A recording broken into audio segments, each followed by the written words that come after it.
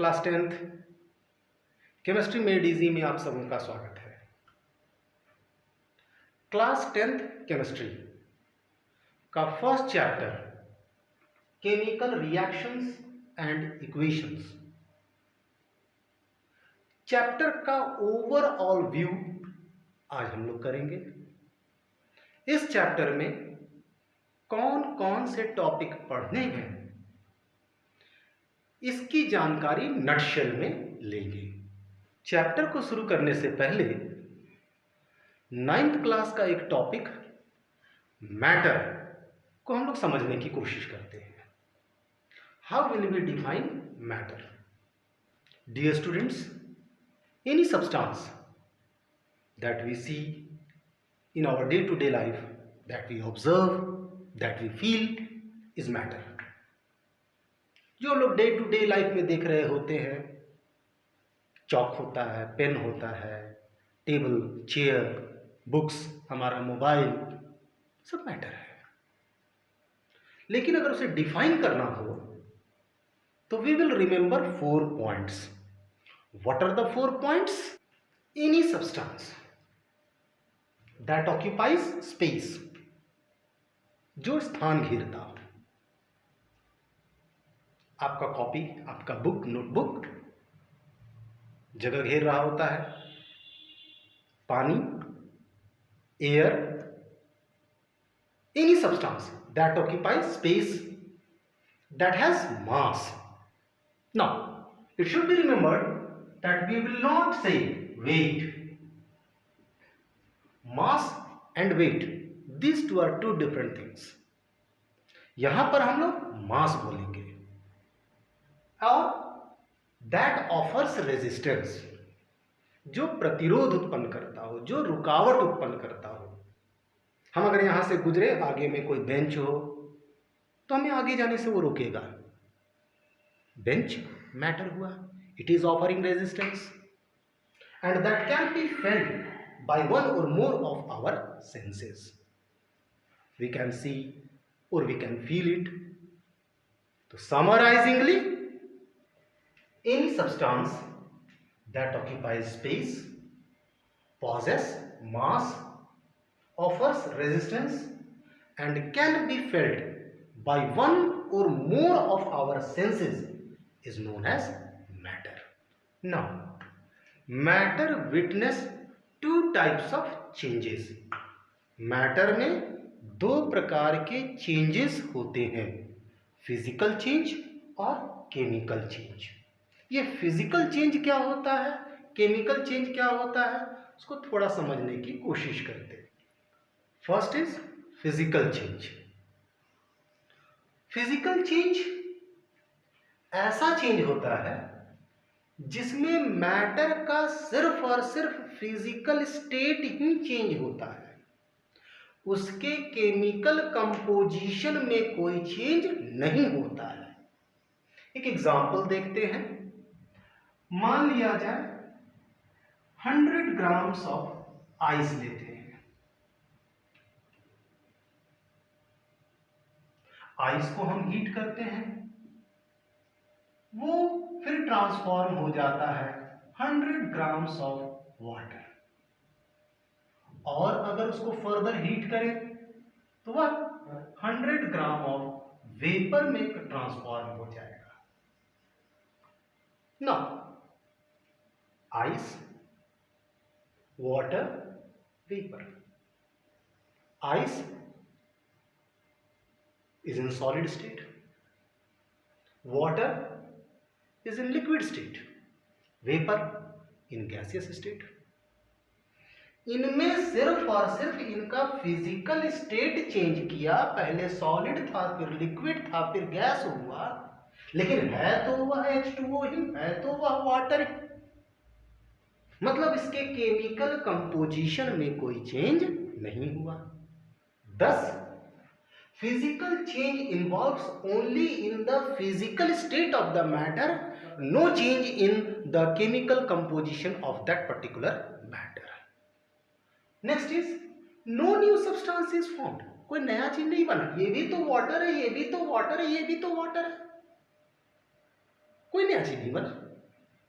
तो no new substance is formed as a result of physical change. And the third point, आप water को ice बना सकते हो, आइस को वाटर बना सकते हो, वाटर को वेपर बना सकते हो, वेपर को वाटर बना सकते हो. Simply the change matter can regain to its former form. And the second one, chemical change. Chemical change involves change in chemical composition.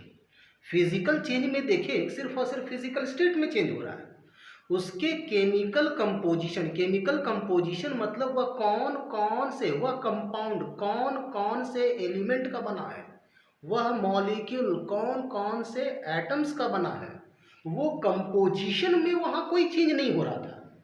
लेकिन केमिकल चेंज में केमिकल कंपोजिशन भी चेंज करता है. जैसे एग्जांपल लेते हैं, calcium carbonate common name limestone, वो solid state में होता है. उसको जब हम हीट करते हैं तो calcium oxide is commonly known as quicklime और बर्न्ट लाइम. कैल्शियम ऑक्साइड और कार्बन डाइऑक्साइड में ट्रांसफॉर्म करता है.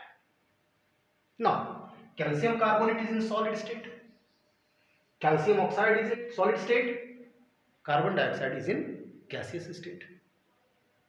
जो केमिकल कंपोजिशन कैल्शियम कार्बोनेट का है, क्या वही केमिकल कंपोजिशन कैल्शियम ऑक्साइड का है? नो. वही केमिकल कंपोजिशन कार्बन डाइऑक्साइड का है? नो. तो यहां पर फिजिकल स्टेट, ये सॉलिड है, ये गैस है, तो फिजिकल स्टेट चेंज कर ही रहा है, साथ ही साथ उसका केमिकल कंपोजिशन में भी चेंज आ रहा है. तो chemical change involves change in chemical composition also along with the change in physical state. Next point, an entirely new substance is formed. बिल्कुल नया चीज बनता है. यहां पर फिजिकल चेंज में हम लोग देखे थे no new substance is formed, but in chemical change an entirely new substance is formed. समझते हैं. Hydrogen gas when combines with oxygen gas, it gives water. Now this is gas, but when these two gases combine, the product formed is liquid. इनका physical state तो change है ही. Next point, ये hydrogen Burns with a pop sound के साथ जलता है. Oxygen, it also supports combustion. ये दोनों, ये पॉप साउंड के साथ जल रहा है, ये कंबशन को सपोर्ट कर रहा है, लेकिन ये दोनों के कॉम्बिनेशन से जो बना वाटर, दैट एक्सटिंग्विशेस फायर. इनका प्रॉपर्टी कहीं भी हाइड्रोजन और ऑक्सीजन से मेल नहीं खा रहा. It is entirely different thing. Hence an entirely new substance is formed. Here water has nowhere any similarity with that of hydrogen or oxygen. And the third point, changed matter can never regain its former form. यह change matter अपने पूर्वत अवस्था में, change matter अपने पूर्वत अवस्था में नहीं आ सकता. However exceptions हैं. कुछ रिवर्सिबल रिएक्शंस होते हैं जहां पर प्रोडक्ट रिएक्टेंट्स में ट्रांसफॉर्म हो जाते हैं, मतलब रिएक्शन फॉरवर्ड डायरेक्शन के साथ साथ और रिएक्शन बैकवर्ड डायरेक्शन में प्रोसीड करता है. But we will study it in higher classes. हम लोगों ने देखा matter witness two types of changes, physical change and chemical change. अब सवाल उठता है कि हम लोग क्यों 9th का चैप्टर मैटर अराउंड अस को क्यों रिव्यू कर रहे हैं. समझते हैं. Actually all the chemical reactions represent chemical change.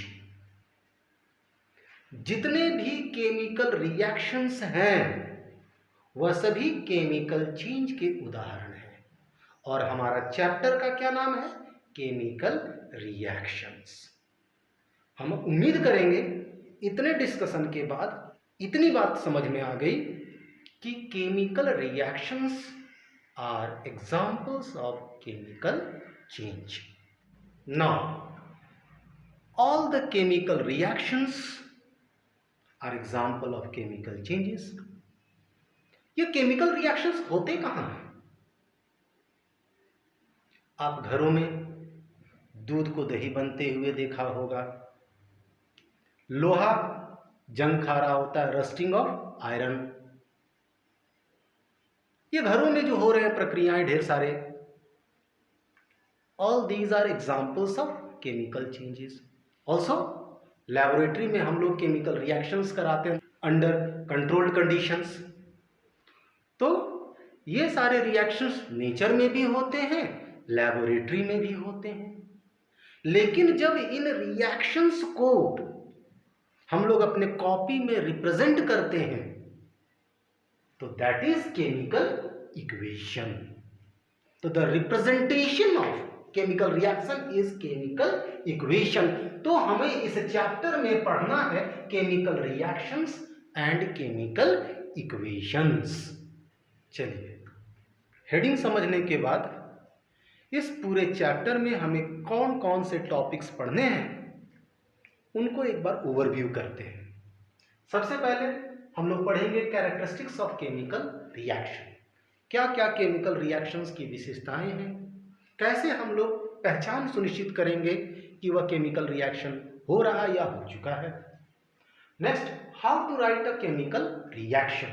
कैसे किसी केमिकल रिएक्शन को वर्ड वे में या फिर सिंबॉलिकली लिखते हैं। अभी हम लोगों ने डिस्कस करा कि केमिकल रिएक्शन का जो लिखित रूप होगा, जो रिप्रेजेंटेशन होगा, that is called chemical equation.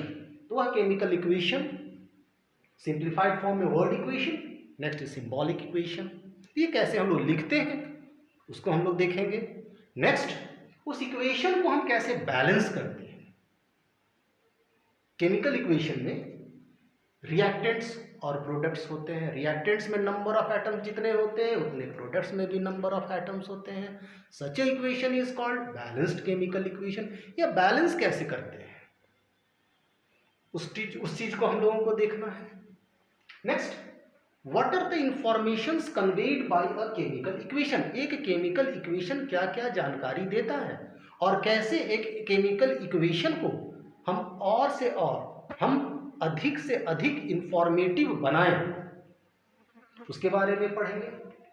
And the last but not the least, types of chemical reactions. कितने प्रकार के केमिकल रिएक्शंस हैं। हमें पढ़ने हैं combination reactions, decomposition reactions, displacement reactions, double displacement reactions, oxidation reactions and reduction reactions.